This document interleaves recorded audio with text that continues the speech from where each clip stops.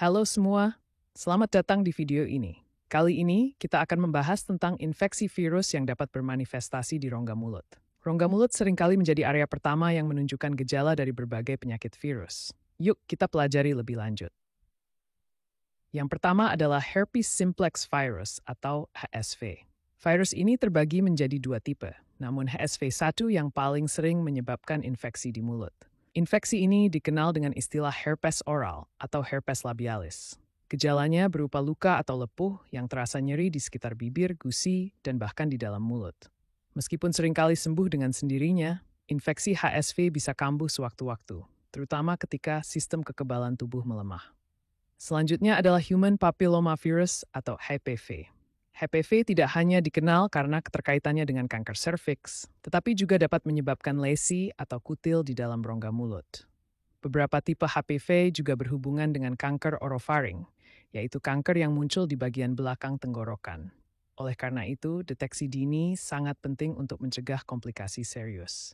Virus berikutnya adalah Coxsackie virus yang menyebabkan penyakit tangan, kaki, dan mulut.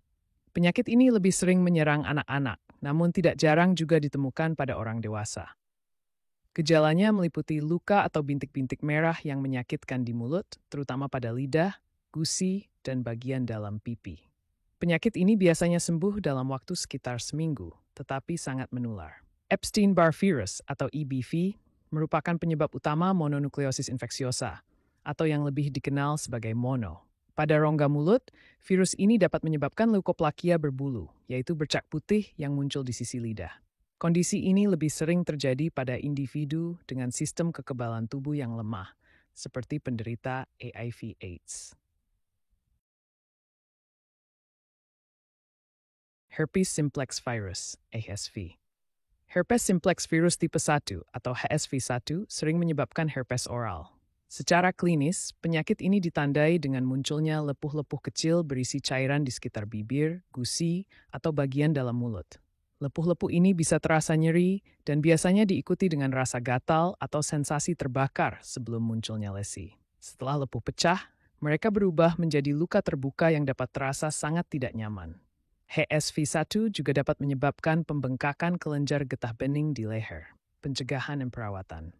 Pencegahan terbaik adalah menghindari kontak langsung dengan lesi herpes aktif, seperti tidak berbagi peralatan makan atau produk perawatan pribadi dengan orang yang terinfeksi.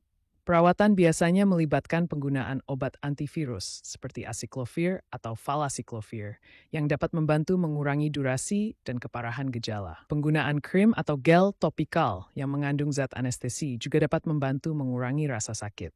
Meskipun tidak ada obat untuk SV1, menjaga kekebalan tubuh tetap kuat dapat membantu mencegah kambuhnya infeksi. Human VV. Infeksi HPV di rongga mulut seringkali tidak menunjukkan gejala pada tahap awal. Namun, beberapa kasus dapat menyebabkan munculnya kutil kecil atau lesi di bagian dalam mulut, seperti di lidah, langit-langit mulut, atau bagian belakang tenggorokan. Lesi ini bisa berwarna putih, merah, atau bertekstur kasar. Beberapa jenis HPV juga terkait dengan perkembangan kanker orofaring, yang biasanya ditandai dengan gejala seperti sakit tenggorokan yang tidak kunjung sembuh, kesulitan menelan, atau perubahan suara. Vaksinasi HPV merupakan langkah pencegahan yang efektif, terutama jika diberikan sebelum terpapar virus. Selain itu, menjaga kebersihan mulut dan menghindari perilaku berisiko, seperti merokok dan konsumsi alkohol berlebihan, juga penting. Jika sudah terinfeksi, perawatan tergantung pada gejalanya. Lesi atau kutil bisa diangkat melalui prosedur bedah atau krioterapi.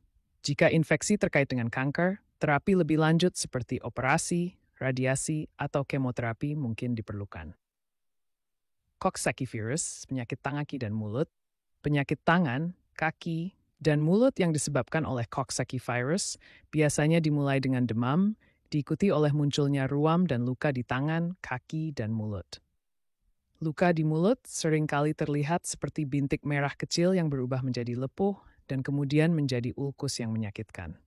Ulkus ini biasanya muncul di lidah, gusi, dan bagian dalam pipi, yang dapat menyebabkan ketidaknyamanan saat makan dan minum. Untuk mencegah penyebaran virus, penting untuk menjaga kebersihan tangan, terutama setelah mengganti popok atau menggunakan toilet. Hindari kontak dekat dengan orang yang terinfeksi dan disarankan untuk membersihkan mainan dan permukaan yang sering disentuh. Karena penyakit ini biasanya sembuh dengan sendirinya dalam waktu 7-10 hari. Perawatan lebih difokuskan pada mengurangi gejala, seperti menggunakan obat pereda nyeri dan memberikan cairan yang cukup untuk mencegah dehidrasi. Obat kumur atau semprotan mulut yang mengandung anestesi juga dapat membantu mengurangi rasa sakit di mulut. Epstein-Barr virus.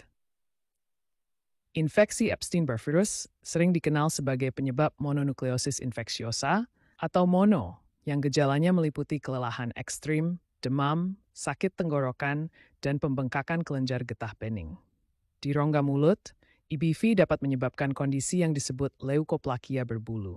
Ini adalah bercak putih tebal yang biasanya muncul di sisi lidah dan memiliki tekstur seperti bulu atau rambut. Leukoplakia berbulu lebih sering terjadi pada individu dengan sistem kekebalan tubuh yang lemah. Karena EBV menyebar melalui cairan tubuh, seperti air liur, hindari berbagi peralatan makan atau berciuman dengan orang yang terinfeksi. Tidak ada vaksin untuk EBV, sehingga pencegahan terutama berfokus pada kebersihan pribadi. Perawatan mononukleosis bersifat suportif, seperti istirahat cukup, minum banyak cairan, dan penggunaan obat pereda nyeri untuk mengurangi gejala. Untuk leukoplakia berbulu, perawatan antivirus mungkin diperlukan, terutama pada pasien dengan HIV/AIDS. Terima kasih telah menonton dan jangan lupa untuk menjaga kesehatan mulut serta kebersihan diri.